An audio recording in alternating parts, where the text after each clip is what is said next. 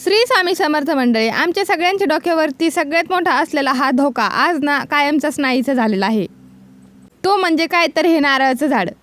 आमचा नेमकं पाण्याचा हौद ना त्या नारळाच्या झाडाखालीच होता आणि दिवसभरातले बरेच काम आहे ना त्या नारळाच्या झाडाखालूनच ये जाय करून करावे लागत होते. त्यात बऱ्याच वेळेस ना आमच्या सगळ्यांच्या डोक्यामध्ये नारळ पाडता पाडता वाचलेला आहे. आता ही तर देवाचीच कृपा म्हणावी लागणार.